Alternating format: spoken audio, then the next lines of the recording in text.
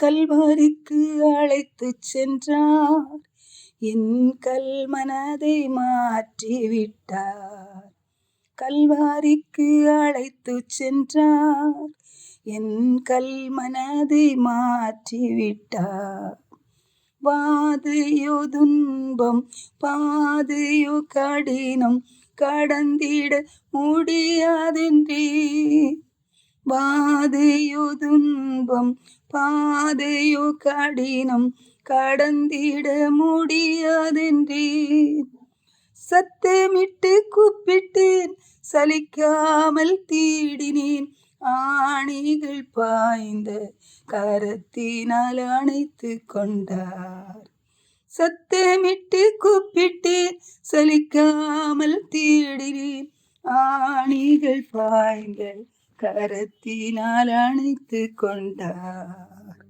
ஆம், ஆண்டவராகிய தேவன் நமக்கு அந்த பரிசுத்த ஸ்தலத்துக்குள்ள போய் அவருடைய சமூகத்துல நின்று வேண்டுதல் செய்யும்படியாய், நம்முடைய காரியங்களை அவருடைய சமூகத்துல வைக்கும்படியாய் தேவன் நமக்கு ஒரு புதிதும் ஜீவனுமான மார்க்கத்தை தேவன் உண்டாக்கி இருக்கிறார். அல்லேலூயா, ஆமேன். எபிரேயர் 10வது அதிகாரம் 20வது வசனத்துல பார்க்கிறோம், அந்த மார்க்கத்தின் வழியாய் பிரவேசிப்பதற்கு அவருடைய இரத்தத்தினாலே நமக்கு தைரியம் உண்டாயிருக்கிறபடினாலும் அப்படின்னு நம்ம பார்க்கிறோம். அல்லேலூயா, ஆமேன்.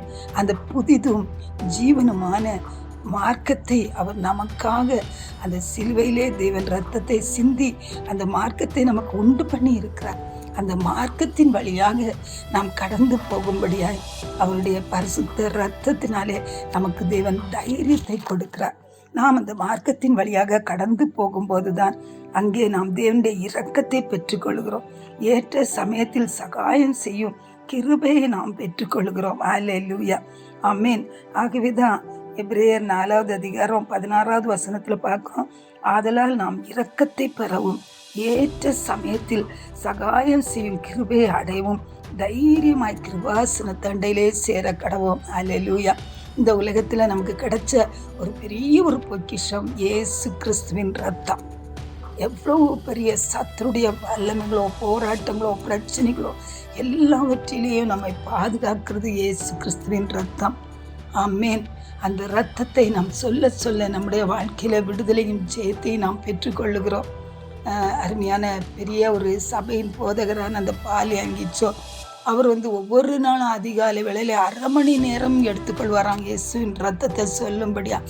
இயேசுவின் ரத்தத்தை சொல்லி அவர் அந்த தேவனுடைய ஆசீர்வாதங்களை அவர் சுதந்தரிப்பாராம், விடுதலையை சுதந்தரிப்பாராம்.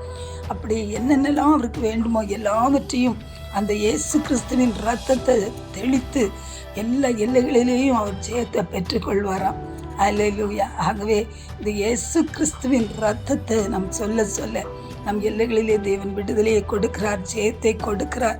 ஆகவே இந்த இயேசு கிறிஸ்துவின் ரத்தத்தை நாம் எல்லா எல்லைகளிலும் விசுவாசத்தோடு கூட தெளித்து நாம் ஜெயத்தை எடுத்துக்கொள்வோம்.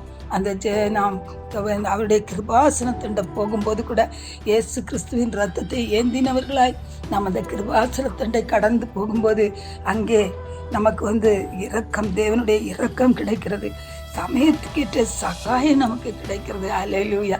ஆகவே இந்த இரத்தத்தின் வல்லமே ஆமே நாம் உணர்ந்தவர்களாய் எப்போதும் அதை அறிக்கை செய்து அதை நம்முடைய நாவினால சொல்லி சொல்லி மகிமைப்படுத்தும் போது அந்த இரத்தத்தினாலாகிய சகல ஆசீர்வாதங்களையும் கிருபைகளையும் பாதுகாப்பையும் எல்லாவற்றையும் பராமரிப்பையும் நாம் பெற்றுக்கொள்கிறவர்களாக இருக்கிறோம். பரலோக தகப்பனே உமக்கு ஸ்தோத்திரம்ப்பா. நீர் சிந்தின உம்முடைய ரத்தத்துக்காக உமக்கு நன்றி செலுத்துகிறோம்.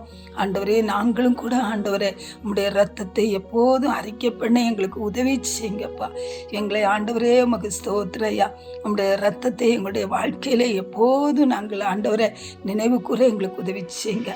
உம்முடைய கிருபாசன தண்டையில உம்முடைய ரத்தத்தை ஏந்தி நின்று உம்முடைய ஆசீர்வாதங்களை நாங்கள் பெற்றுக்கொள்ள இந்த நாளில் எங்களுக்கு உதவி செய்யுங்கப்பா. உங்க பிரசன்னத்துக்குள்ள ஒப்பு கொடுத்து ஜெபிக்கிறேன் இயேசுவின் நாமத்தில். ஆமென்.